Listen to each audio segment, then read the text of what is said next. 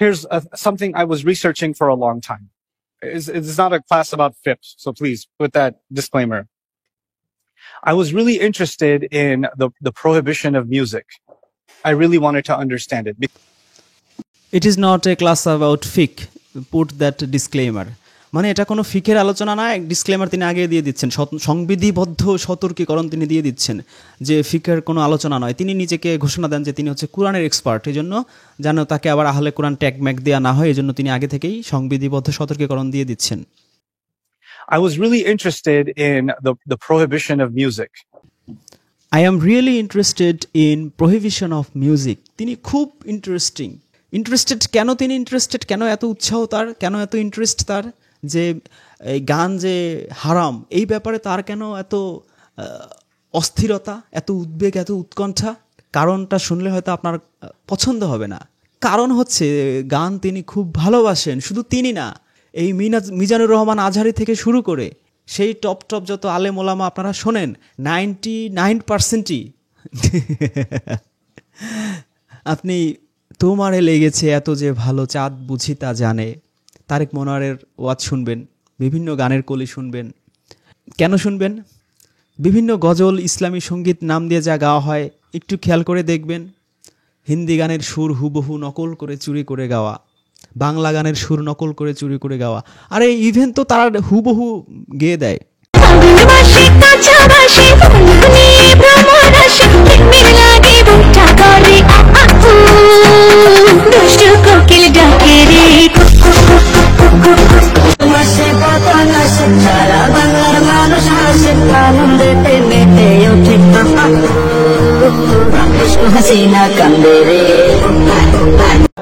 চায় শুধু তোমাকেই চায়, আর কিছু জীবনে পাইবা না পায়। এক বিন্দু ভালোবাসা দাও, আমি এক সিন্ধুর হৃদয় দেব। মনে প্রাণে আছো তুমি, চিরদিনে আমি তোমার রব।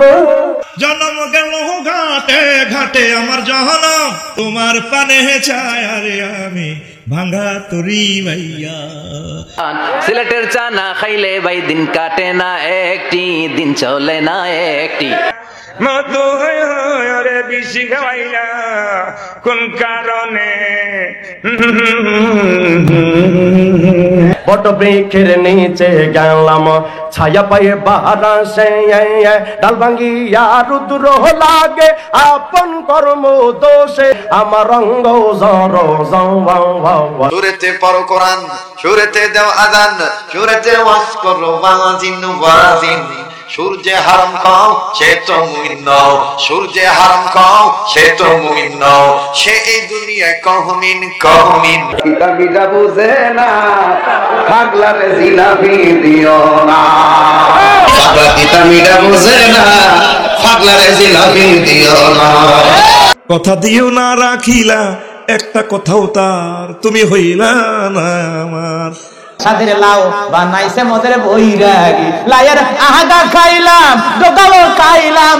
প্রেমের মরা জলে ডোবে না, ও প্রেম করতে 2 দিন ভাঙতে 2 দিন, এমন প্রেমার কইরো না দরদি। প্রেমের মরা জলে ডোবে না। আমার মতো এত সুখী নেই তো কারো জীবন, নই তো কারো জীবন। কেন নিয়তির ডাকে বারে বারে হেরে যায় মানুষ মন। ওরে আমার কেমন লেগেছিল ও বন্ধু তুমি যখন অন্যের হয়েছিলে, আমি কারো হলে তোমার কেন জলে রে বন্ধু, তোমার কেন জলে? মাইয়ারে তুই অপরাধী রে, আমার যত্নে গড়া ভালোবাসা দে ফিরাইয়া দে। অকুল দরিয়া মাঝে আমার ভাঙ্গা নাও রে মাঝি, বায়া যাও রে। আমি তো ভালা না ভালা লইয়া থাইকো, অন্তর না রাখিলে মুখে মুখে রাইকো। ধীরে ধীরে ফিরে ফিরে চাই কলজার ভিতর গাঁথি রাইকুমে তোমারে, কলজার ভিতর গাঁথি রাইকুমে তোমারে। তুই ছিটার বড় মাস্তে মাস্তে, তুই ছিটার বড় মাস্তে, তুই ছিটার বড় মাস্তে মাস্তে, তুই ছিটার বড়। বলবো না গো আর কোনদিন ভালোবাসো তুমি মরে। দে দে পাল তুলে দে মাঝি হেলা করিস না, সকাল বেলা দেখা হলো বিকেল বেলা হারালে। ওই আমার ঘুম ভাঙ্গাইয়া গেল রে মরার কোকিলা, শব্দ ছাড়া খায় না কোকিলা, ধর কইরা দিলে গো মরার কোকিলা, প্রাণ কোকিলা রে ও আমার এত রাতে কেনে রে ডাক দিলি। আমি 12 মাস তোমায় ভালোবাসি, তুমি সুযোগ পাইলে বন্ধু আসিও। আজ নিশি রাতে জেগে থাকি তোমার আশা, তুমি চলে গেছো গুদপুরে তাই বিরহের গান গায়, ঘুম নেই দুটি চোখে বুকের ব্যথায় আজ প্রতি রাত। যদি থাকে না জিবে আপনি আপনি আসিবে, দূর করে মন করোনা করে ছড়ো না, এই যে ভীষণ যন্ত্রণা। কাছে এসে মুচকি হাসে, মন সরে না, মন সরে না, এই যে ভীষণ যন্ত্রণা। আখেতে ছাগল বেন্দি জলে বন্দি মাছ, সখী গো ওই আমার মন ভালো না। ওদের টুকুকির মাছ বয়স কিন্তু বেশি না, সুগুলি পাইতে গেছে বাপ আছে। তাই আমার গাছের কলা থাকলে নিয়া জোসনা আমায় কথা দিয়েছে, আসি আসি বইয়া জোসনা ফাঁকি দিয়েছে। রাস্তা দিয়ে আমি যখন যাই মাঝে মধ্যে কিছু মিয়া দেখতে পাই, আলতা বানা পাই আবার মুকুর পড়েছে, বোরখা বাঁধা মিয়া আমায় পাগল করিয়াছে। বাসর ঘরে যাইয়া দেখি, বাসর ঘরে যাইয়া দেখি, এটা বউ না এটা এক পরি। কিরমান কাতিবিন রোজ হাসরের দিন, আল্লাহর দরবারে যদি করে অভিযোগ, হায় হায় মাওলার দরবারে যদি করে অভিযোগ, আমি বলবো দুনিয়ায় ছিলাম হেলাল বাবার লোক। সাবধানে তাকিও নারী পর্দার আড়ালে, হায়রে ওরে টাউনে গুইরা ছাত্র নষ্ট কীটে নষ্ট ফুল, অতি মায়াই বধু নষ্ট দুলাই নষ্ট চুল। শাশ্বকিরে পার করিতে নে ভয়া নাই আনা, তোমার বেলায় নেব সখী তোমার কানের সোনা। সখী গো ওই আমি প্রেমের ঘাটের মাঝি, তোমার বেলায় পয়সা নেব না। তুই যে বাবা ঘুমিয়ে আসো রোজা পাকের কিনারে, বাবা তোমার কাছে আইলে বাবা দিল হইয়া যায় নুরানি বাবা। ওয়াল তোর লাইগা রে পয়েছি, তোর লাইগা রে আমার রঙ্গ জর জওয়ার মনে লয় রে যাইতাম সাইরা বাড়ি, তোর পয়েছি তোর লাইগা রে আমার। পুরো গান্দা বানাইলা কি দিয়া, টানে টানে মজা পাই, মাইয়া একখান দেখতে পাই, গুরু গান্দা বানাইলা কি। বিহুর লগন মধুর লগন, আকাশে বাতাসে লাগিল রে। মাঝি পাল তোলতে আর হেলা করিস, মাঝি পাল তোলতে আর হেলা করিস না, ছেড়ে নৌকা আমি যাব মদিনা। মন মোহন রে মন কেন উল্টা পাল্টা কথা বলে।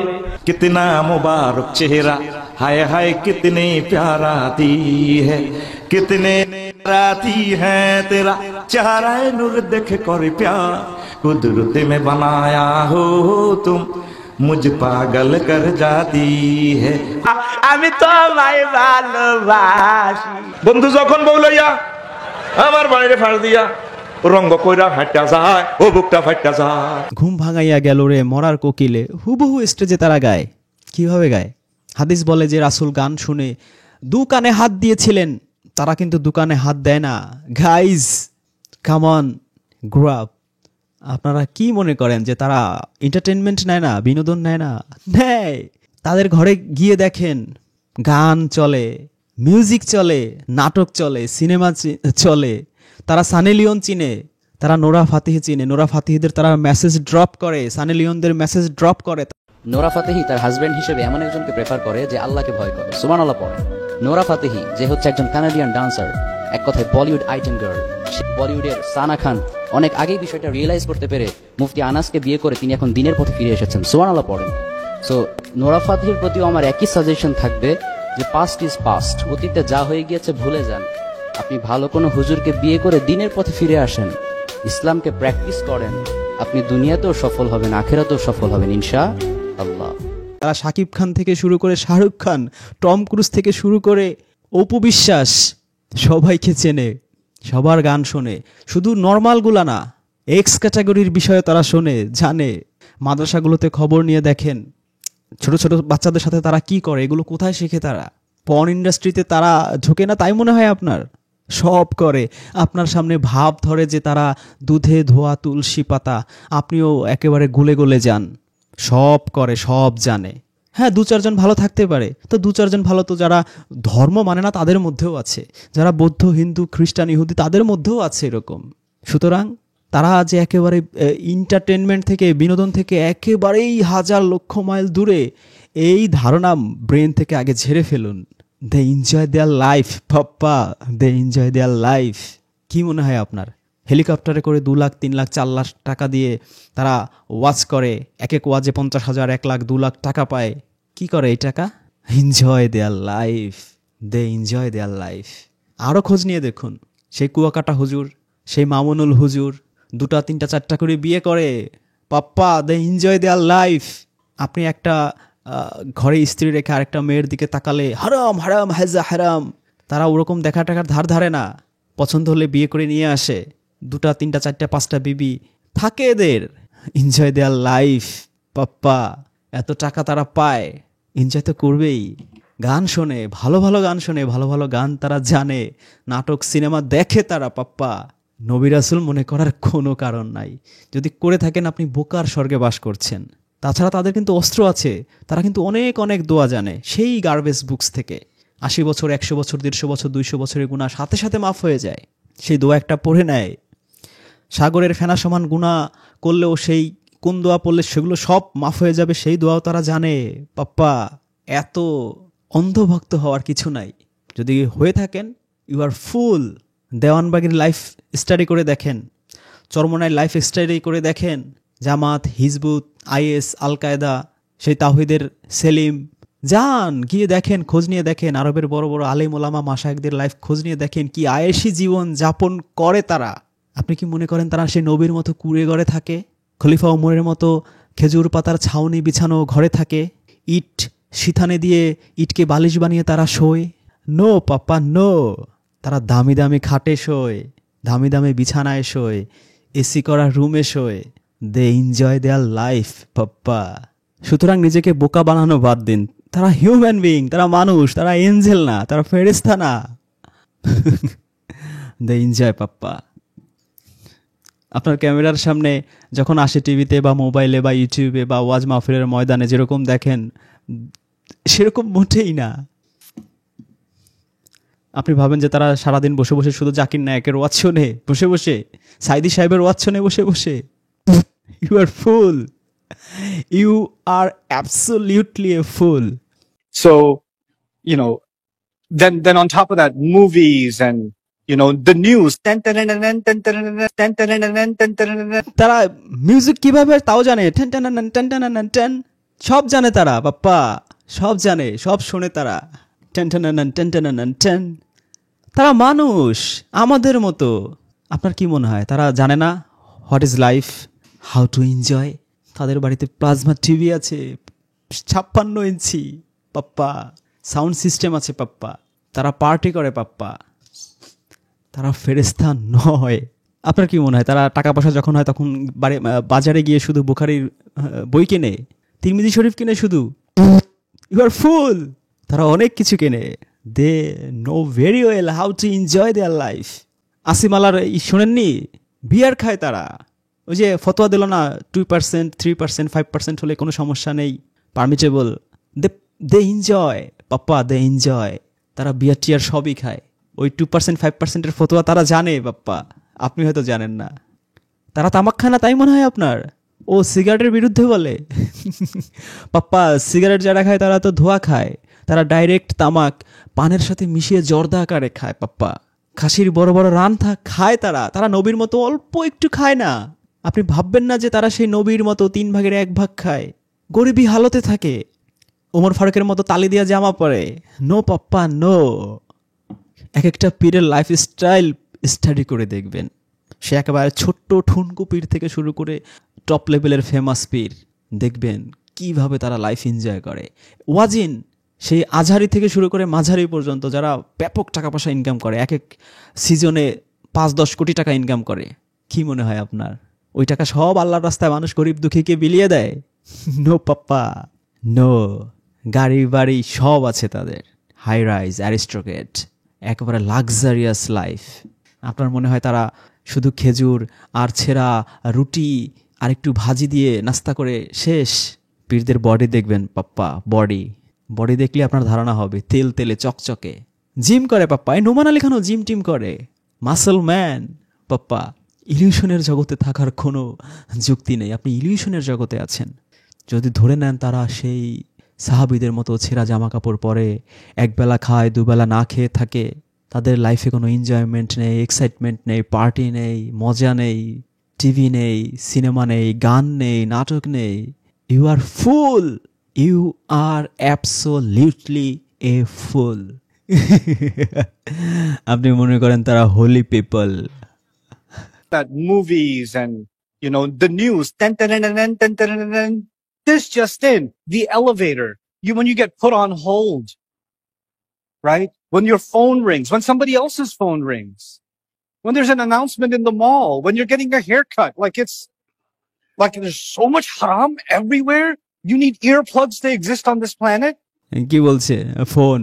ফোনে মিউজিক চলে, লিফটে উঠলে মিউজিক চলে, শপিং মলে গেলে তারা সেই পপ মিউজিক, র্যাপ মিউজিক শোনে, তারা শোনে পাপ্পা, কানে নবীর মতো কানে হাত দিয়ে রাখে না পাপ্পা।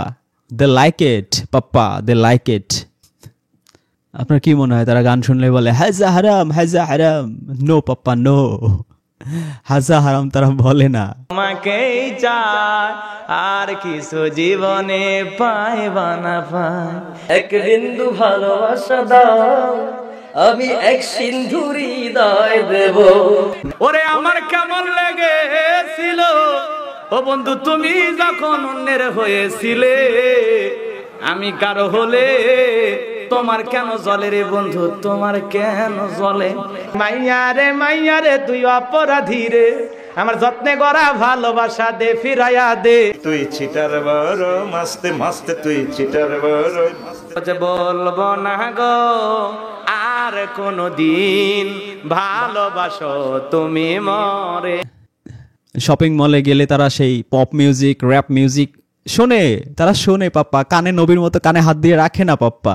দে লাইক ইট পাপ্পা, দে লাইক ইট। আপনার কি মনে হয় তারা গান শুনলে বলে হাজা হারাম, হাজা হারাম? নো পাপ্পা, নো, হাজা হারাম তারা বলে না। এই জন্য আল্লাহ বলেছেন যে এটা তোমার রবের পক্ষ থেকে সত্য। যদি এর মধ্যে এটা যদি রবের পক্ষ থেকে না আসতো, না হতো, তাহলে এর মধ্যে অনেক বৈপরীত্য দেখতে পেতে, অনেক কন্ট্রাডিকশন দেখতে পেতে। আপনি কোরআনে কোনো কন্ট্রাডিকশন পাবেন না, কিন্তু এই যে এই মুশরিক মেন্টালিটির এদের মধ্যে অনেক কন্ট্রাডিকশন পাবেন। মুখে বলবে যে নবী গান শুনলে কানে আঙুল চেপে ধরতো, বাস্তবে দেখবেন যে এরা ব্যাপক গান বাজনা শোনে, মিউজিক, নাটক, সিনেমা ব্যাপক শোনে, দে এনজয়, এবং সেগুলোকে আবার ওয়াজে মাহফিলে ওই যে শুনতে শুনতে মুখস্থ হয়ে যায়, সেগুলো বলে। কি হিপোক্রেসি চিন্তা করেন। কানে আঙুল ঠিকই দেয় না, তারা ঠিকই শোনে, কিন্তু আপনাকে ফতোয়া তারা মেরে দেবে, হাজা হারাম, হাজা হারাম। আমি আপনাকে বলবো না যে আপনি গান শোনেন, সব যা পান সব শুনতে থাকেন এই হুজুরদের মতো। আমি আপনাকে বলবো যে যেহেতু এটা আল্লাহ হাজা হারাম করেননি, কিন্তু অনর্থক কথাবার্তা, অনর্থক গল্পগুজব এগুলো কিন্তু আল্লাহ হারাম করেছেন। এটা করা যাবে না।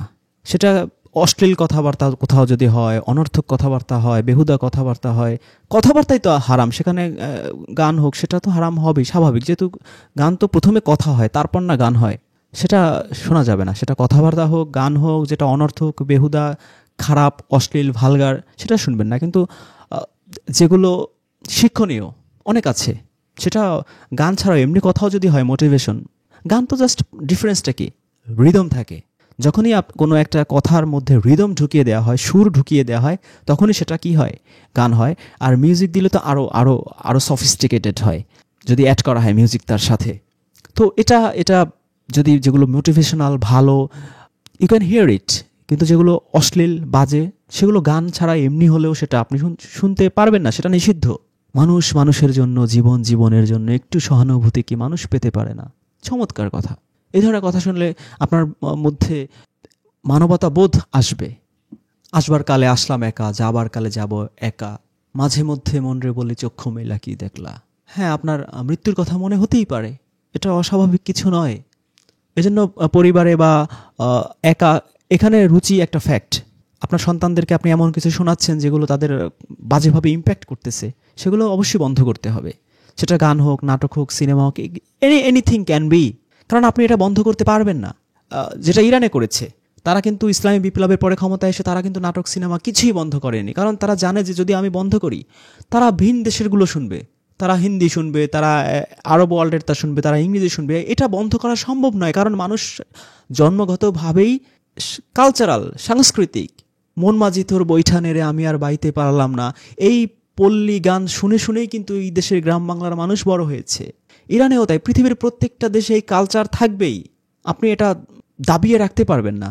কিন্তু তারা এটাকে ইসলামাইজেশন করেছে। এর মধ্যে শিক্ষণীয় তাদের নাটক, তাদের সিনেমা, তাদের গান আপনি একটু শুনে দেখবেন, যথাযথ পরিশীলিত, অশ্লীলতা মুক্ত তারা করে, এবং অনেক শিক্ষণীয় অনেকগুলো তারা অস্কারও পেয়েছে, গ্র্যামি অ্যাওয়ার্ড পেয়েছে।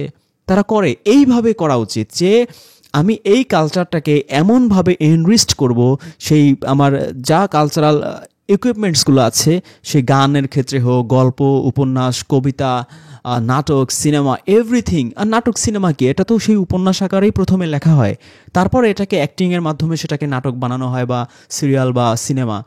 মূলত তো একটা উপন্যাস বা একটা গল্প থাকে। তো এটাকেই যখন আমি এটার মধ্যে যখন ইসলামাইজেশন ঢুকাবো, যখন আমি আখিরাত ঢুকাবো, যখন ধৈর্য, ন্যায়পরায়ণতা, ইনসাফ, এই ভালো জিনিসগুলো যখন আমি ঢুকাবো, এটা আরও বিশাল ইম্প্যাক্টফুল একটা কাজ হতে পারে। এটা মানুষকে আরও বেশি মোটিভেট করতে পারে।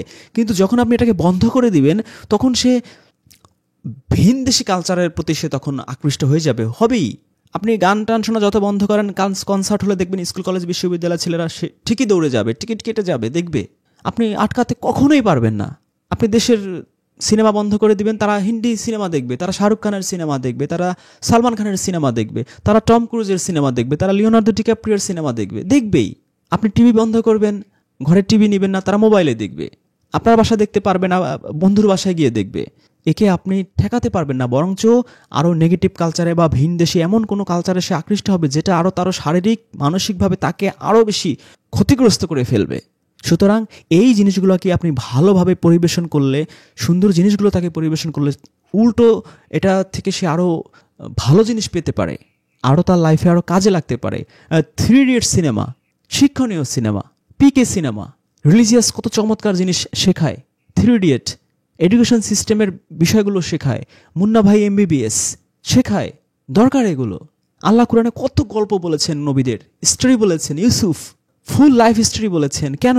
আমাদের দরকার আছে এগুলো, শিক্ষণীয় এগুলো থেকে আমরা শিখবো তাদের লাইফে কি কি ইনসিডেন্ট ঘটেছিল, কিভাবে তারা কি কি সমস্যাগুলো, বিপদগুলো কিভাবে তারা পার করে এসেছে, কিভাবে আল্লাহর প্রতি অবিচলতা দেখিয়েছে, নির্ভরশীলতা দেখিয়েছে। মুসা নবীর লাইফ হিস্ট্রি ফুল কোরআনের পাতায় পাতায় আল্লাহ বর্ণনা করেছেন। ইব্রাহিম নবীর লাইফ হিস্ট্রি, ঈসা নবীর লাইফ হিস্ট্রি, গল্প, এগুলো তো কোরআনের 3 ভাগের 2.5 ভাগে হচ্ছে হিস্ট্রি, গল্প, ইতিহাস। এটা প্রয়োজন। মানুষ অন্যের লাইফ থেকেই মানুষ শেখে, তার জীবনে কিভাবে চড়াই উতরাই হয়েছে, কোন কোন সিচুয়েশনে সে কি কি করেছে, কি কি অবস্থায় থাকলে আল্লাহ খুশি হয়, কি কি অবস্থায় থাকলে আল্লাহ অখুশি হয়। এভরিথিং আল্লাহ কত চমৎকারভাবে স্টোরির মাধ্যমে, গল্পের মাধ্যমে আল্লাহ বলে দিয়েছেন। এবং আল্লাহ কোরআনে বলেছেন, ইউসুফের শুরুতেই বলেছেন যে আমি এখন তোমাকে চমৎকার গল্প বলবো, চমৎকার কাহিনী বলবো। এই চমৎকার গল্প, চমৎকার কাহিনী কিন্তু আল্লাহ কোরআনে দিয়েছেন। It's important. আপনি হুট করে হাজা হারাম এইভাবে আপনি কোনো প্রজন্মকে আপনি দাবিয়ে রাখতে পারবেন না, বরঞ্চ হিতে বিপরীত হবে। আছেন আমার মুক্তার, আছেন আমার ব্যারিস্টার, শেষ বিচারের হাইকোর্টেতে তিনি আমায় করবেন পার। এমন কেউ ব্যারিস্টার আছেন, উকিল আছেন যে শেষ বিচারের যে হাইকোর্ট, সেখানে তিনি আমায় পার করবেন। কত চমৎকার মোটিভেশনাল শিক্ষণীয় জিনিস। আপনি এটা বন্ধ করে দিবেন, সে লায়লা মে লায়লা গান শুনবে, সে চিকনি চামেলি গান শুনবে, সে শিলাকি জাওয়ানি শুনবে। আপনি তাকে আটকাতে পারবেন না, সম্ভব না। ইরান এই কাজটাই করেছে এবং দে আর সাকসেসফুল, ভেরি মাচ সাকসেসফুল। সুতরাং উগ্রতা দিয়ে আপনি কালচার কখনো দাবিয়ে রাখতে পারবেন না, হিতে বিপরীত হবেই হবে। এটা হচ্ছে অনেকটা ছুরির মতো, একই ছুরি দিয়ে কেউ ছিনতাই করে, মানুষের জীবন কেড়ে নেয়, আবার একই ছুরি দিয়ে ডাক্তার কিন্তু মানুষের জীবন বাঁচায়। কিন্তু ছুরি আপনি দুনিয়া থেকে অদৃশ্য করতে পারবেন না। It depends on your intention. আপনি গান, গল্প, উপন্যাস, কবিতা, কাওয়ালি, সিনেমা, এগুলো আপনি দুনিয়া থেকে ভ্যানিশ করতে পারবেন না, আপনার সন্তানকে এর থেকে দূরে রাখতে পারবেন না। আপনি এগুলোর মধ্য থেকে বাছাই করে যেগুলো ভালো, মোটিভেশনাল, কাজে লাগবে, মেসেজ আছে চমৎকার, সেগুলো পরিবেশন করবেন।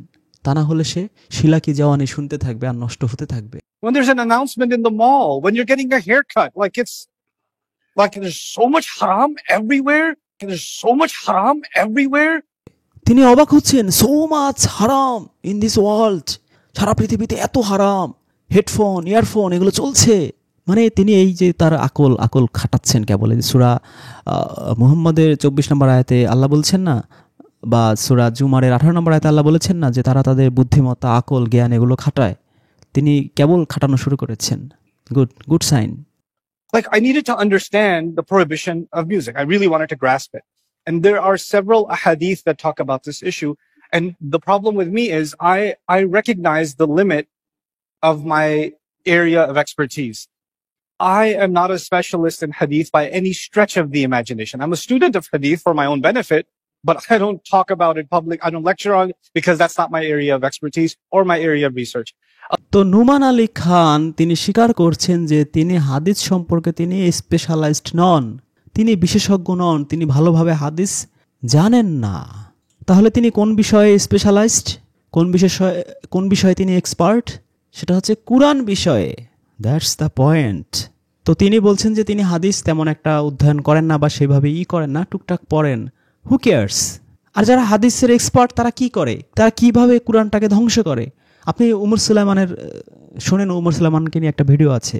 ইয়াসির কাদি, জাকির নায়েক আগে তো কুরআনের এক্সপার্ট ছিল, সে কুরআন ছেড়ে সে এখন বিশাল মুফতি হয়ে গিয়েছে।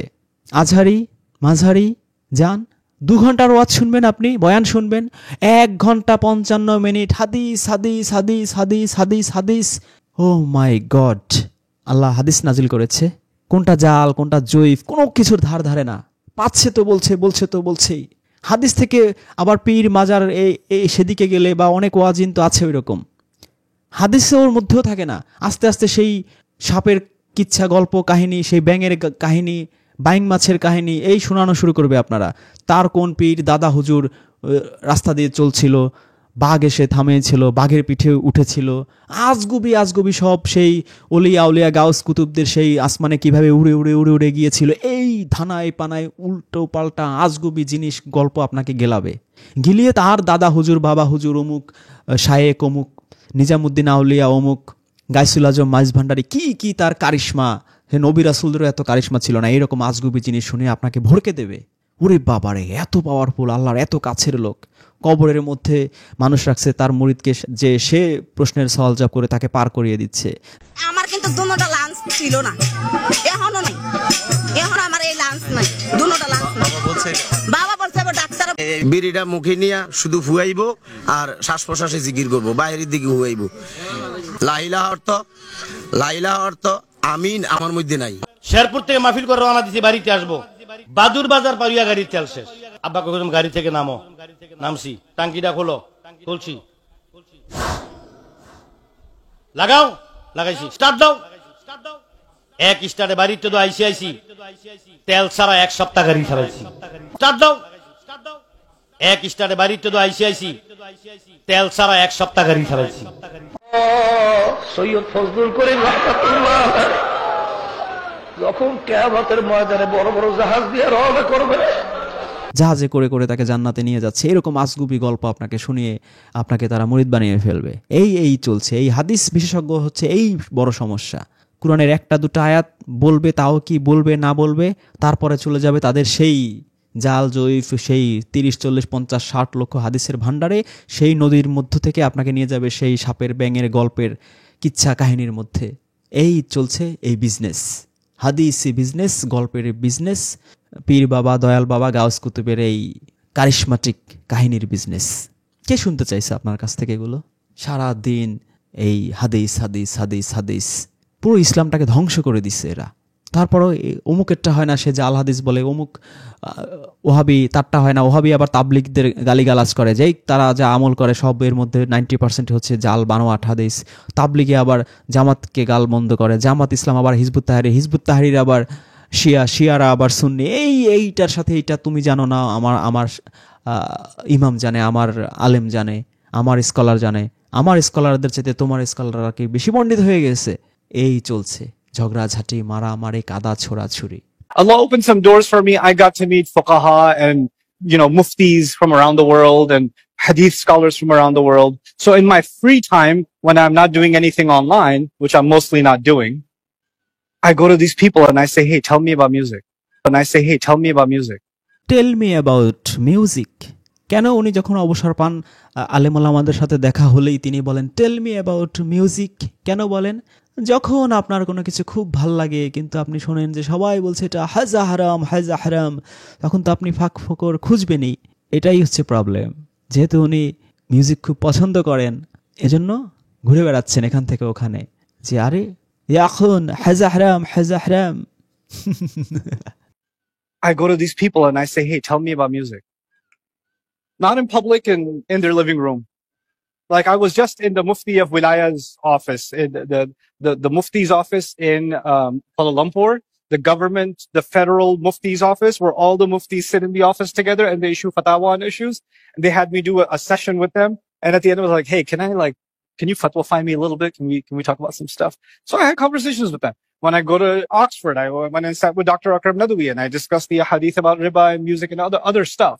When I get a chance to go to, when I was in New York, there's a couple of scholars, I really trust their opinion in New York. They like to keep their name private, so I won't tell you. They like to keep their name private, so I won't tell you.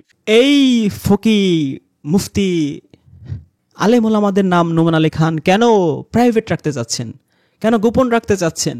তারা যে ফতোয়াগুলো দিয়েছেন সুদ সম্পর্কে আর গান সম্পর্কে, যে বললেন যে মালয়েশিয়ায় সেই ফতোয়া বোর্ড যারা সরকারিভাবে চাকরি করে সেই দরবারি আলেমদের কাছে উনি গিয়েছেন, অক্সফোর্ডে গিয়েছেন আকরাম আলী নদভির কাছে, এগুলো জিজ্ঞেস করেছেন, আবার অনেকদের কাছে গিয়েছেন, তাদের সবার নাম উনি গোপন রাখতে চাচ্ছেন। সেই সরকারিভাবে বিখ্যাত বড় বড় আলেম ওলামাদের কেন গোপন রাখতে চাচ্ছেন? বিকজ দে আর লায়ার্স, তারা হচ্ছে মিথ্যুক। অরিজিনালি জিনিসগুলো এই নোমান আলী খানকে তারা ঠিকই বলেছে, কিন্তু পাবলিক প্লেসে তারা এগুলো বলে না। কেন বলে না?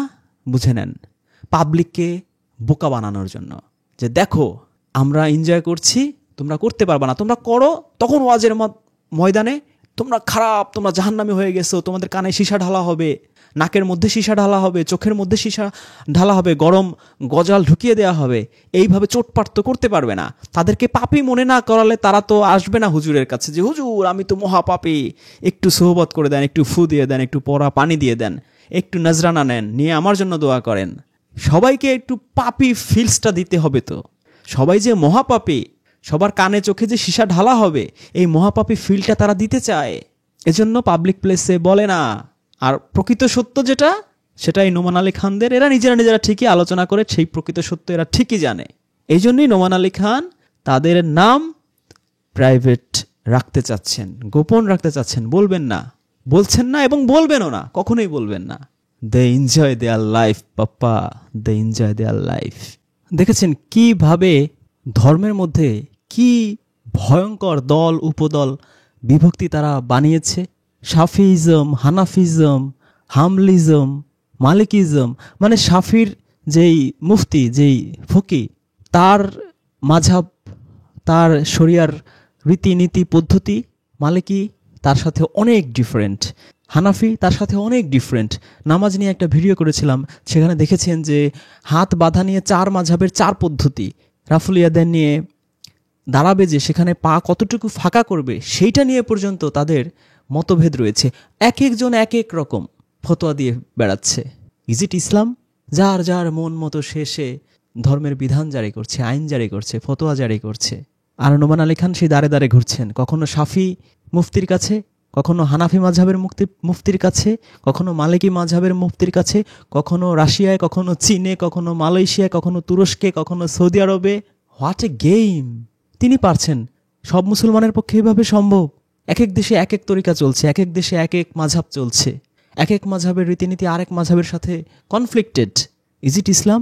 এই জন্য কি আল্লাহ বলেছেন যে আল্লাহ তোমাদের জন্য দিনকে সহজ করে দিতে চান? এটার নাম দিনকে সহজ করা? কুরআনে আল্লাহ সহজ করে দিয়েছেন, আর এরা জটিলতা কাকে বলে, কত প্রকার, কি কি মর্মে মর্মে বুঝিয়ে দিচ্ছেন। But I don't talk about it public. I don't lecture on it because that's not my area of expertise or my area of research. And I went to some fuqaha in Turkey because, you know, I wanted to gain perspective. The Malaysians are Shafi'i, the Turks are Hanafi. So I wanted to kind of really understand from a, and then one of the students I met, he told me not to say his name yet, so I won't tell you. Okay, I won't tell you. But he was in Makkah and he's just finishing his master's thesis, and brilliant guy. And he's been in Makkah for 12 years. And I just hung out with him, talked to him about the same issues, because that's not my area. I want to benefit from what they have to say. My area of research is Quran. পরিষ্কার, my area of research is Quran. তার area হচ্ছে কোথায়? কুরআনে। কুরআনে কোথায় আছে গান হারাম? নোহোয়ার, কোথাও নেই। My area of research is Quran. So my first question was, where is music talked about in Quran? Nowhere. It's not there. Nowhere. It's not there. This is Islam we are practicing. তিনি কুরআনের expert. কুরআনে গান হারাম কোথায় আছে? No higher, কোথাও নেই। খেয়াল করেন, কে বলছে আপনাকে? নোমান আলী খান, কুরআনের এক্সপার্ট, কুরআনের বিশেষজ্ঞ, কুরআনের স্কলার। তিনি আপনাকে বলছেন গান হারাম কুরআনে কোথাও নেই, নো হায়ার। তাহলে এটা কিভাবে হারাম হলো? চলুন একটু শুনি ওস্তাদের কাছ থেকে। Nowhere. It's not there. The one place where you can argue it might be there is Surah Luqman. وَمِنَ النَّاسِ مَنْ يَشْتَرِي لَهْوَ الْحَدِيثِ لِيُضِلَّ عَنْ سَبِيلِ اللَّهِ. Surah Luqman, among the people is someone who purchases vain speech to misguide others from the path of Allah. And the vain speech, لَهْوَ الْحَدِيث, the opinion, the famous opinion regarding it from Ibn Abbas is this is referring to music. So then the ayah would mean among the people is someone who purchases music. সেই বিখ্যাত 31 নম্বর সূরা লুকমানের 6 নম্বর আয়াত বলা হয়েছে কি লাহু আল হাদিস। এই মোল্লারা যে কি ধুরন্ধর, কি ব্রেনি, কি ক্রিটিক্যাল, এই একটা আয়াত হচ্ছে তার একটা জ্বলন্ত উদাহরণ। লাহু আল হাদিস এর অর্থ বানিয়েছে অবান্তর কথা, আরেক অর্থ বানিয়েছে গান বাজনা। মানে ভাবটা এমন যে আল্লাহ গান বাজনার মিউজিকের আরবি জানতো না, ওনারা আল্লাহর পক্ষ থেকে সেটাকে কারেকশন করে অর্থ বানিয়ে দিয়েছেন। ননসেন্স। এরকম দেখবেন, অজস্র দেখবেন এই আলেম ওলামা দাবিদার কিভাবে কোরআনের ওই শব্দ নিয়ে গেম খেলে ওয়ার্ড টুইস্ট করে অর্থ বিকৃতি করে, আর ওয়াজের ময়দানে চিল্লাপাল্লা করে যে সব ইহুদি খ্রিস্টানদের ষড়যন্ত্র। ইহুদি খ্রিস্টানরা কি কোরআন বিকৃত করতে এসেছে, অর্থ বিকৃত করতে এসেছে? এই মোল্লারাই অর্থ বিকৃত করে, শব্দের সাথে টুইস্ট করে, আল্লাহ যা বলেননি তা আল্লাহর উপর চাপিয়ে দেয়। এই যে আল্লাহ লাহু আল হাদিস বলল, এইখানে হাদিসের অর্থ কেন তারা পাল্টে ফেললো? হাদিস শব্দ আছে, হাদিস রাখো তুমি। আল্লাহ যেখানে আছে আল্লাহ লেখো, যেখানে জান্নাত আছে জান্নাত লেখো, যেখানে জাহান্নাম আছে জাহান্নাম লেখো, যেখানে রাসূল আছে রাসূল লেখো, হাদিস আছে হাদিস লেখো। তাহলেই তো মানুষের কাছে পরিষ্কার হয়ে যাবে যে আল্লাহ লাহু আল হাদিসের কথা বলেছে। টাকা দিয়ে কেনো 10 খণ্ডের বুখারী শরীফ 3000 টাকা দিয়ে, সেটাই তো আল্লাহ বলেছে। কুরআন থেকে, আল্লাহর পথ থেকে মানুষকে ডাইভার্ট করার জন্য এই লাহু আল হাদিস ক্রয় করে, মানুষ প্রচার করে। এটাকে তোমরা অর্থ করেছো গান, গীত, মিউজিক। কারণ এটার সঠিক অর্থ প্রকাশ করা হলে তোমাদের এই মুফতিগিরির বিজনেস আর থাকবে না। মানুষ সূরা ইয়াসিনের 21 আয়াতের মতো যারা বিজনেস না করে, যারা বিনিময় না চায়, তাদের কাছে যাবে। বিজনেস উইল গো ইনটু হেল। আল্লাহ যেটা বলেছে সেটাই ঘটছে। এই লাহু আল হাদিসই এই কোরআনের পথ থেকে মানুষকে দূরে সরিয়ে রাখছে। নোমান আলী খানও কিন্তু এই বিষয়টাই এখানে উল্লেখ করেছে যে এইখানে লাহু আল হাদিস দিয়ে মিউজিক, গান এগুলো কিছুই বোঝানো হয়নি। বলল না সে, নো হায়ার, কোরআনের কোথাও গানকে হারাম করা হয়নি। ভুলে যাবেন না, নোমান আলী খান কিন্তু কোরআনের এক্সপার্ট, কোরআন বিশেষজ্ঞ। এভাবে কিন্তু সারা পৃথিবী তাকে চেনে। সেই কোরআনের এক্সপার্ট বলছেন নো হায়ার, এবং এই লাহু আল হাদিস মানে গান বাজনা নয়। তো কোরআনের পথ থেকে এই লাহু আল হাদিস কিভাবে মানুষকে বিপদগামী করে? কোরআন বলছে যে রাসূলের মধ্যে আছে উত্তম আদর্শ, এই লাহুয়াল হাদিস বলছে যে রাসূল 13টা বিয়ে করছে, 6 বছরের শিশু বিয়ে করছে 54 বছর বয়সে। তার শরীরে 30 জন পুরুষের যৌন শক্তি ছিল। তিনি প্রতিদিন 11 জন স্ত্রীর কাছে যাইতেন, সহবাস করতেন। তিনি মানুষকে চোখ উপড়ে ফেলতেন, হাত পা বিপরীত দিক থেকে কেটে নৃশংস শাস্তি দিতেন।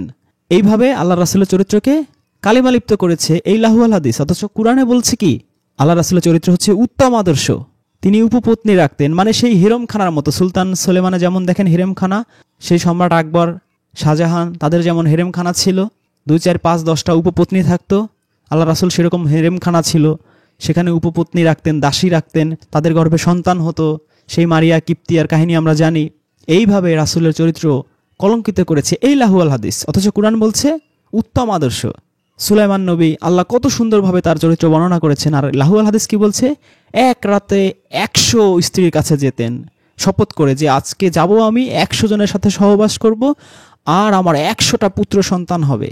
দাউদ নবীর কথা কি করেছে, তার একটা নারীকে পছন্দ হয়েছে, তার সাথে সহবাস করেছে, তাকে বিয়ে করতে গেলে সমস্যা, তার স্বামীকে যুদ্ধে কৌশলে পাঠিয়ে হত্যা করিয়ে তারপর সেই নারীকে সে বিবাহ করেছে।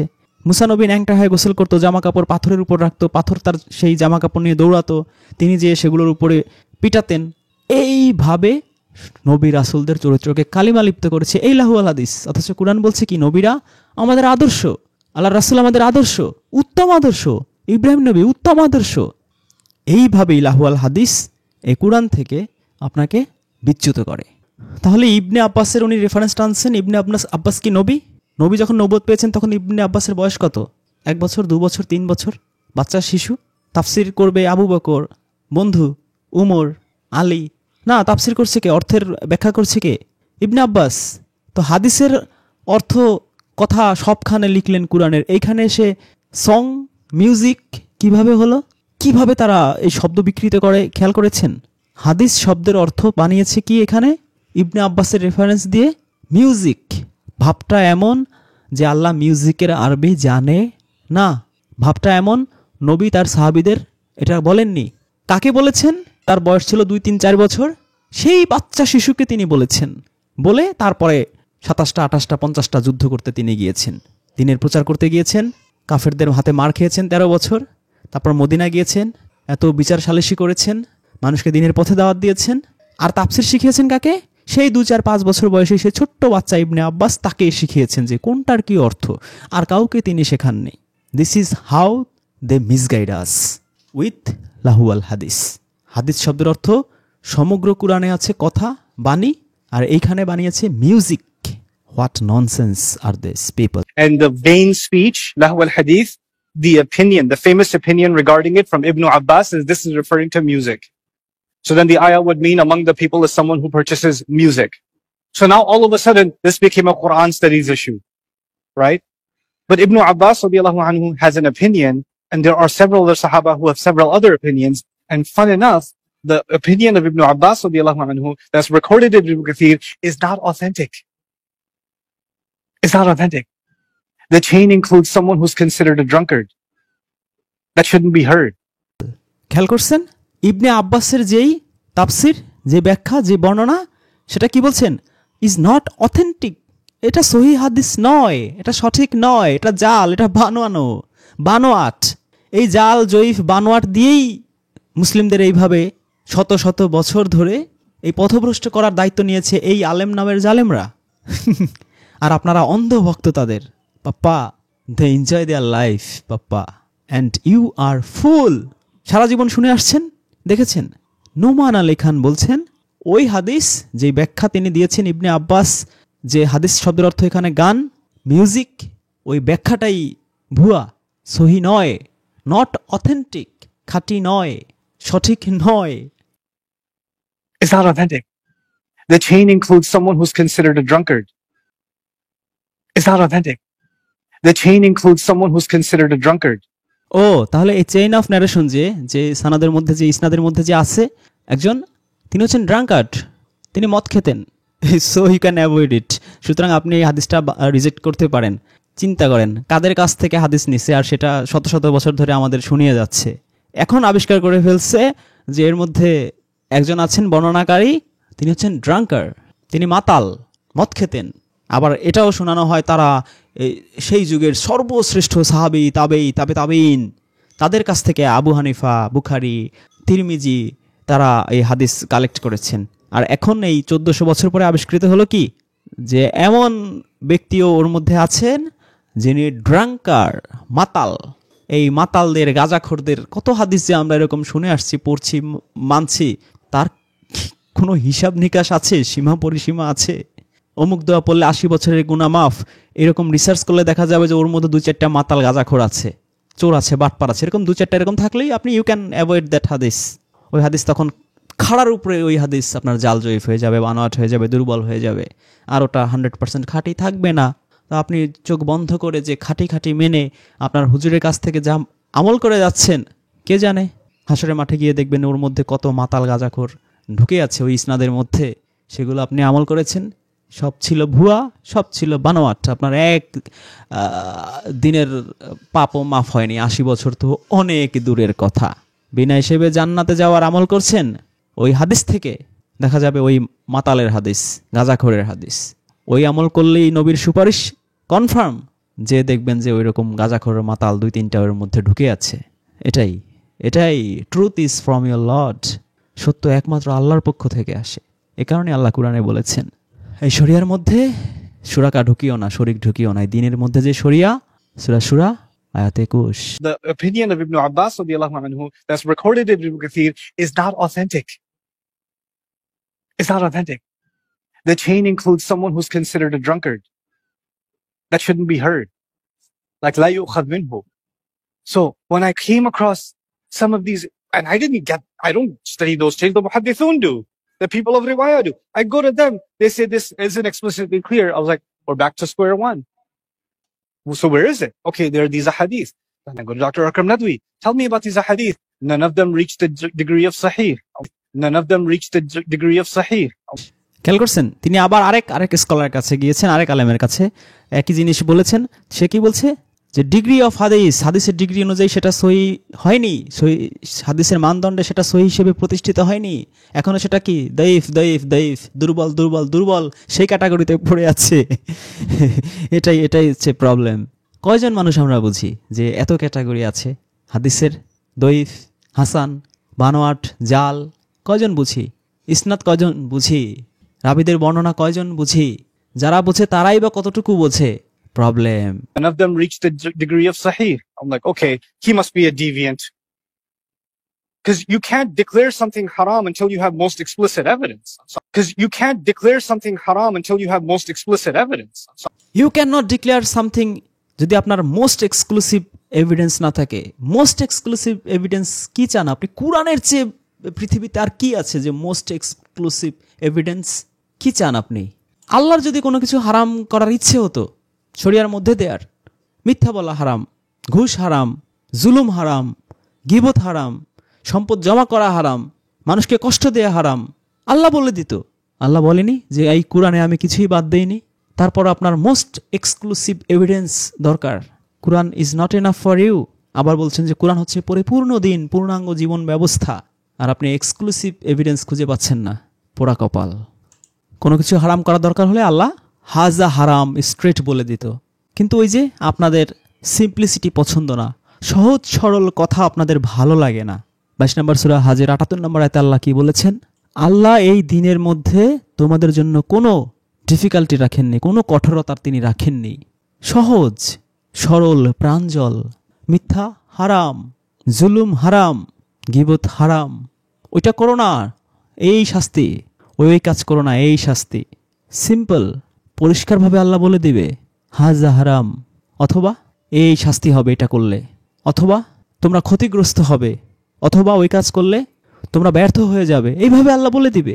এজন্যই আল্লাহ বলেছেন যে তিনি কাঠিন্য রাখেননি ধর্মের মধ্যে, দিনের মধ্যে তিনি কঠোরতা আরোপ করেননি, তিনি সহজ করতে চান তোমাদের জন্য। সাধ্যের বাইরে কোনো কিছু আল্লাহ চাপিয়ে দেন না।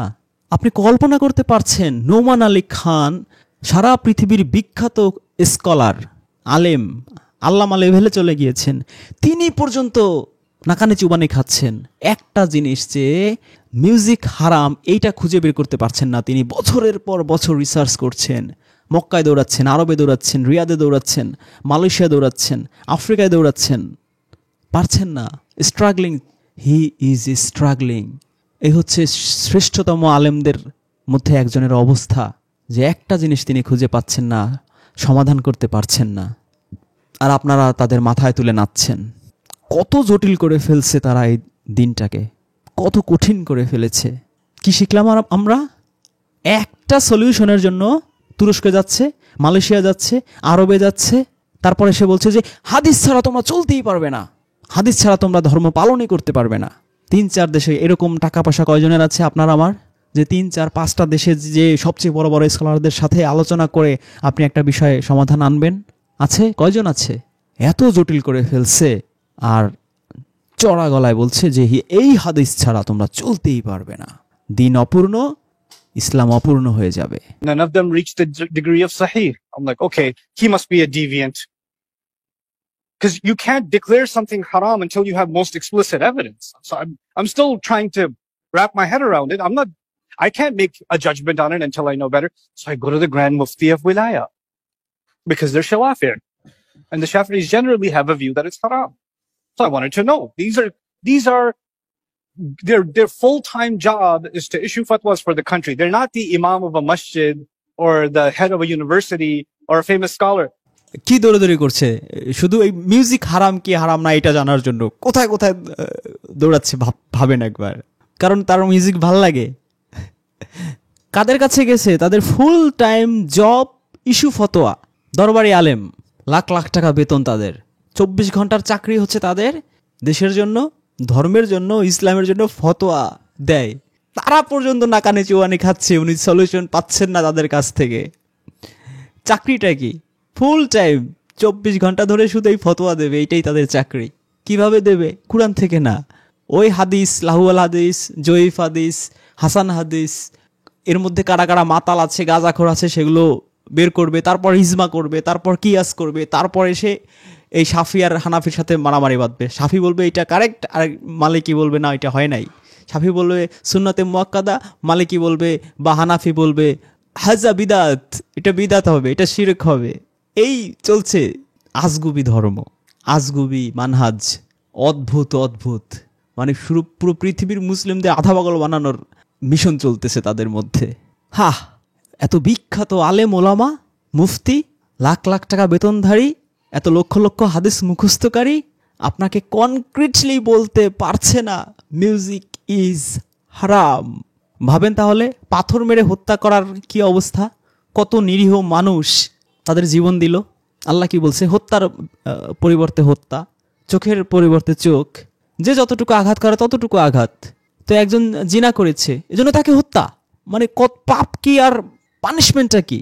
কন্ট্রাডিক্টরি হয়ে গেল না? কোরআনে নাই, কোরআনে আছে 100 বেত্রাঘাত। 25 আয়াতে আছে সূরা নিসার যে অর্ধেক, যারা মামালাকাত আইমানুকুম, পাথর মারলে অর্ধেক কিভাবে দিবেন? 25 নম্বর আয়াতে সূরা নিসার, মামালাকাত আইমানুকুমদের অর্ধেক মৃত্যুদণ্ড কি দেওয়া সম্ভব?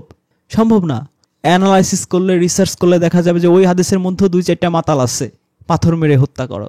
ভাবেন একবার কি নৃশংসতা, যেখানে আল্লাহ বলেননি কোরআনে কাদের উপর ভরসা করে এই হিল্লা বিয়ে চলছে, পাথর মেরে হত্যা, রজমের শাস্তি চলছে, পূর্ণবয়স্ক নারীদের 10 ঢোক দুধ পান করার হাদিস এর উপর আমল চলছে। ভাবেন, this is our interesting religion they have made with their হাদিস। আপনার জীবন আপনি কাদের হাতে তুলে দিচ্ছেন? এই রাক্ষসদের হাতে। তারা হেরেমখানা খুলবে, 5টা-10টা বিয়ে করবে, আর আপনাকে পাথর মেরে হত্যা করবে। এদের হাতে আপনার জীবন দিয়েছেন তুলে। তাহারা যাহা বলিবে তাহাই শিরোধার্য। অথচ দেখেন যে একটা শুধু মিউজিক ইজ হারাম, সেটা তন্ন তন্ন করে খুঁজে সকল মাযহাবের আলেমদের কাছে দৌড়িয়ে তুরস্ক, মালয়েশিয়া, আরব দেশ ঘুরে এই বর্তমান পৃথিবীর শ্রেষ্ঠ কয়েকজন আলেমদের একজন আল্লামা নোমান আলী খান সলিউশন আনতে পারছেন না। কিভাবে তারা এই যে আরেকটা আয়াত, their full-time job is to issue fatwas for the country. They're not the imam of a masjid or the head of a university or a famous scholar. These are literally, when Allah says, "Ati'u Allah wa ati'u Rasul wa ulil amri minkum," obey Allah, obey the messenger, obey the ones in positions of authority among you. These are the ulul amr for the entire country. তিনি coat করছেন 4 নম্বর সূরার 59 নম্বর আয়াত। আতিউল্লাহ, আতিউর রাসূল, কিভাবে তারা misplace করে কোরআনের আয়াতের আল্লাহকে মানো রাসূলকে মানো, ওইখানে এটা ডিটেলস আলোচনা করেছে। এইখানে দেখুন কি বলছে, উলিল আমর মিনকুম, যাদের অথরিটি আছে। এটাকে কিভাবে টুইস্ট করেছে সেই লাহুয়াল হাদিস ওইখানকার শব্দের মতন। উলিল আমর মিনকুম এরা কারা? তারা এইটাকে বানিয়েছে, কোথায় নিয়ে গিয়েছে? এটা মানে হচ্ছে স্কলার, মুফতি মুহাদ্দিস, এর অর্থ করেছে মুফতি মুহাদ্দিস। রাসূলের যুগে যে মক্কা বিজয়ের সময় যে প্রায় 1 লক্ষ সাহাবী ছিল, তার মধ্যে কয়জন এরকম ছিল? রাসূলের এখনকার যে মৌলানারা 30 লক্ষ হাদিস মুখস্থ, কয়জনের এরকম 30 লক্ষ হাদিস মুখস্থ ছিল? শত শত হাজার হাজার সাহাবী ছিল যে 5-10টা সূরার বেশি জানতোই না, 5-10টা সূরার বেশিই জানতো না। সেখানে তো লক্ষ লক্ষ হাদিস তো অনেক দূরের কথা। বাড়ি ঘর ছিল কোথায় কোথায়, হয়তো 6 মাস পর একদিন আল্লাহ রাসূলের সাথে দেখা হতো। তাহলে অহলিল আমর মিনকুম এটার মানে স্কলার হয় কিভাবে? ওইখানকার স্কলার কে ছিল? তারা তো ওই বই দেখেনি, বুখারী শরীফ, তিরমিজি শরীফ, তারা তো বইয়ের নামও শোনেনি তারা কখনো। আল্লাহ রাসূলের মৃত্যুর 200 বছর পর্যন্ত তারা নামই শোনেনি। আবু বকরের কাছে 500 হাদিস ছিল, তিনি তা পুড়িয়ে ফেলছেন। খলিফা ওমর 1 মাস সময় নিয়ে মুজাকারা মুশাহাদা করে ওয়াদা দিয়েও পরে ওয়াদা ব্রেক করে বলছেন যে না, আমি অনেক চিন্তা ভাবনা করে দেখছি যে এই হাদিস এগুলো সংকলন করা যাবে না। আগের কালের নবী রাসূলদের উম্মতরা তারা এই কাজ করে ধ্বংস হয়ে গেছে, পথভ্রষ্ট হয়ে গেছে। সেই নবী রাসূলদের কথা কাজ মনুসম্মতি এগুলো আমল করতে গিয়ে আমি চাই না যে এখানেও ইসলামেও তাই ঘটুক। সরে এসেছেন তিনি। সেখানে উলিল আমরের অর্থ বানিয়েছে স্কলার, আল্লামা, শায়েখ, মুহাদ্দিস। আল্লাহকে এখানে উলামা বলছে। উলামা শব্দ কি আল্লাহ জানে না? উলামা শব্দ তো আল্লাহ এখানে বলেনি, উলিল আমর বলছে। উলামা আর উলিল আমর কি এক জিনিস? উলিল আমর হচ্ছে যার অথরিটি আছে, আর উলামা হচ্ছে স্কলার। আল্লাহকে এখানে উলামা বলছে। আল্লাহ বলছেন উলাল আমর, যার অথরিটি আছে, যে কমান্ডে আছে, যে কমান্ডিং অফিসার, তার কথা বলেছেন আল্লাহ এখানে। 4 নম্বর সূরার 83 নম্বর আয়াতে গেলে আপনি দেখবেন যে এখানে বলা হয়েছে যারা কনসার্নিং সিকিউরিটি, যারা নিরাপত্তার দায়িত্বে যারা আছে, তাদের কথা বলা হয়েছে যে তাদের কমান্ড শুনবা। ধরুন আপনার দেশে ডাকাতি বেড়ে গিয়েছে অথবা বাইরের দেশ থেকে আক্রমণ শুরু হয়েছে, তো আপনার দেশে যারা আছে, ধরেন আর্মির লোক, বিজিবি, পুলিশ বাহিনী, তো সিকিউরিটির জন্য তারা কি করবে? যে ডাকাত পড়ছে, চুরি চামারি হচ্ছে বা বহিঃশত্রু আক্রমণ করেছে, তখন তারা আপনাদের কমান্ড দিল যে না, তোমরা রাত সন্ধ্যা 7টার পরে ঘর থেকে বের হবে না। সেইটা আপনি শুনবেন সিকিউরিটির জন্য। যে আপনি রাস্তায় বেরোলে হয়তো কোথাও আপনার গুলি লাগতে পারে, ডাকাতে আপনাকে হামলা করতে পারে, ছিনতাইকারী হামলা করতে পারে। তারা বিভিন্ন কমান্ড দিচ্ছেন সিকিউরিটির রিজনে, নিরাপত্তা রিজনে। বা যুদ্ধের মাঠে আপনি গেলেন, একজন আমির ঠিক করে দিল আল্লাহ রাসূল, তখনকার প্রেক্ষাপটে বলছি, সেখানে আপনি কমান্ড শুনবেন তার। সে বলল যে ঠিক আছে, তোমরা এই যে উহুদ যুদ্ধে কি, খন্দকের যুদ্ধে কি হয়েছিল, আল্লাহ রাসূল কমান্ড দিয়েছিলেন যে তোমরা এই 20 জন বা এই 30 জন তোমরা ওই পাহাড়ের ওই সাইডে থাকবে। সে কমান্ড শুনেনি, না শোনায় কি ভয়াবহ অবস্থা হয়েছিল। আল্লাহ রাসূলের দাঁত শহীদ হয়ে গেছে, মারা পর্যন্ত যেতে পারতেন। পুরো যুদ্ধ জেতা, যুদ্ধ হেরে গেছে। তো ওই যে আমর যে থাকবে, নেতা যে থাকবে, তার কথা তো শুনতে হবে, তা নাহলে যুদ্ধের ময়দানে আপনি হেরে যাবেন। সিকিউরিটি রিজনের কথা এখানে বলা হয়েছে, সিকিউরিটি রিজন বা যুদ্ধের ময়দান আপনি ধরতে পারেন, সেই পারপাসে এখানে বলা হচ্ছে যে প্রশাসনিক ক্ষমতা প্রাপ্ত যারা, তাদের কমান্ড তোমরা শুনবে। এখানে সেই উলামা শব্দই আল্লাহ এখানে বলেনি, সেখানে অর্থ বানিয়ে ফেলেছে উলামা। কিভাবে শব্দ অর্থ বিকৃত করে এরা নিজেদেরকে সেই ওই যে মাওলানা, মৌলভী, আউলিয়া, সেই ভিডিওতে আলোচনা করেছিলাম যে এই মাওলানা শব্দটাও আল্লাহর লকব, চুরি করে ডাকাতি করে নিজেদের নামের আগে লাগিয়ে দিয়েছে। আউলিয়া শব্দ আল্লাহর লকব, চুরি করে ডাকাতি করে নিজেদের নামের আগে লাগিয়ে দিয়েছে। এখানে বলা হলো উলিল আমর, যে ক্ষমতাপ্রাপ্ত যারা, কমান্ডিং যারা, তাদের কথা বলা হয়েছে। 83 আয়াতে তো বলেই দিয়েছেন সিকিউরিটি রিজনের ক্ষেত্রে প্রযোজ্য এটা। সেইখানে এই আয়াতটা নিয়ে আবার সে ডাকাতি করে আবার সেই স্কলারদের উপর তারা নিয়ে গেছে, যেটা এটা আমাদের বলা হয়েছে। আমরা যে মুফতি, মাওলানা, মুহাদ্দিস, স্কলার যারা এই 30 লক্ষ হাদিস মুখস্থ করেও সমাধান দিতে পারছি না যে মিউজিক ইজ হারাম অর নট। হিল্লা বিয়ে 1400 বছর ধরে হিল্লা বিয়ে চালিয়ে মাত্র 10-15 বছর হইলো যে এখন কানে ধরে তওবা পড়তেছে যে না, আমাদের ভুল হয়েছে, আসলে আমরা তখন বুঝতে পারি নাই। কোরআনে তো আসলে হিল্লা বিয়ে করাতে গেলে 3টা ইদ্যত পালন করার কথা বলছে। ডিভোর্স হইতে গেলে 3টা ইদ্যত পরিপূর্ণ না হলে তো ডিভোর্স কমপ্লিটই হবে না। আমাদের ভুল হয়েছে, এখন ভুল স্বীকার করতেছে। ছবি তোলা না, এখন তো বলতেছে না কোরআনে আসলেই ছবি তোলা নিষেধাজ্ঞা নাই। এখন নিজেরা ইউটিউব চ্যানেল খুলে সেখানে নিজেদের ছবি দিয়ে থাম্বনেল বানাচ্ছে। এখন আর প্রবলেম নাই, এখন ছাপাখানায় প্রবলেম নাই। This is how they make us fool and running their business, making money, living a luxurious life. Then I was at a convention and a young speaker was giving the youth motivation. We all know music is haram, right? And I was like, I don't know that. We all know it's haram? He goes, yeah, I know there's a lot of, you know what I mean. I was like, no, I don't know what you mean. We all know it's haram? He goes, yes, logic that somehow we have to protect the people and not tell them that this is not black and white, because otherwise there will be fitna. Look around you, bro. How much more fitna you want before you say we're protecting them from fitna? What planet are you living on? By making us fool. তিনি কনফারেন্সে গেলেন, সেখানে কি বলা হলো, আমরা we all know music is হারাম, আমরা সবাই জানি। নোমান আলী বলছেন যে কই না তো, আমি তো জানি না। এটা ঘটে, এটা হচ্ছে এই ওয়াহাবি সালাফি এই আহলে হাদিস বাহিনী যারা এই আন্দাজে এইভাবে বলে, আমরা সবাই জানি মিউজিক ইজ হারাম। কোথায় কোথায় হারাম? নোমান আলী খানও তো একই কথা বলছেন, আই ডোন্ট নো, আমি তো জানি না। সে হানাফি মাযহাবের কথা বলছে, যে প্রাইভেটলি তারা বলছে যে না এটা হারাম, আমরা পাইনি, নো ইস্যু, কিন্তু ওপেনলি তারা বলে না। ওই যে তারা চায় যে মানুষ পাপী হিসেবে নিজেকে মনে করুক সব সময়। এইভাবে তারা মিসকোট করে, আইএস করে, আল কায়দা করে, বোকো হারাম করে, আনসারুল্লাহ বাংলা টিম করে, হিজবুত তাহরির করে, ইভেন খ্রিস্টানরা, ইহুদিরা, ইসলাম বিদ্বেষীরা একই কাজ করে। একটা আয়াত নেবে, মিসকোট করে, এটাকে টুইস্ট করে, দেখো দেখো দেখো কোরআনে এইভাবে আছে, যাকে সামনে পাও তাকে হত্যা করো, ঘাড়ে হত্যা করো, ঘাড়ে আঘাত করো, জবাই করো। এভাবে ইসলাম বিরোধী অপপ্রচার চালায়। এই মাযহাবি এই স্কলার এরাও একই কাজ করে, মানুষকে জঙ্গিবাদের দিকে এইভাবে ঠেলে দেয়, মিসকোট। আবার হাদিস নিয়ে আসে এক গাদা, খোঁজ নিলে দেখা যায় যে ওর মধ্যে রাবি আছে অনেকগুলো সেই মাতাল গাঁজাখোর, জয়ীফ হাদিস নিয়ে এইভাবে মানুষকে পথভ্রষ্ট করে। তো জীবনে প্রথমবার এই নোমান আলী খান নিজের আকল জ্ঞান বুদ্ধি এটা খাটানো শুরু করেছেন। মানে একটা ক্ষেত্রে, যেহেতু উনি পছন্দ করেন মিউজিক, পছন্দ করেন, হি লাভস মিউজিক, এই কারণে তিনি এটা নিয়ে এত দৌড়াদৌড়ি করেছেন, এত তুরস্ক, মালয়েশিয়া, আফ্রিকা, আরব, এত দেশগুলো তিনি ঘুরেছেন, এত স্কলারদের সাথে দেখা করেছেন। তো তিনি যদি এই কমন সেন্স, এই আকল, এটা যদি তিনি সব সময় এরকম খাটাতেন, তাহলে এই লাহুয়াল হাদিসের চক্কর থেকে তিনি বের হয়ে এসে পরিপূর্ণ হেদায়েতের আলোকে উদ্ভাসিত হতে পারতেন। Bad luck. তাহলে নোমান আলীর জন্য আমাদের করুণা ছাড়া, আফসোস ছাড়া কিছুই করার নেই। সারা পৃথিবী চষে বেরিয়েছেন, কোনো কুল কিনারা করতে পারেননি। হাদিসের সাগরে ডুব দিয়েও যারা এই হাদিসের সাগরগুলো বানিয়েছে, সেই scholar, top class world ranking, কোনো সলিউশন তিনি বের করতে পারেননি। এখন আমি আপনাদের একটা প্রশ্ন জিজ্ঞেস করি, মিউজিক ইজ হারাম, এই বিধান কে দেবে? কে দেবে এই বিধান, এই আইন, এই হুকুম যে মিউজিক ইজ হারাম? কি মনে হয় আপনার?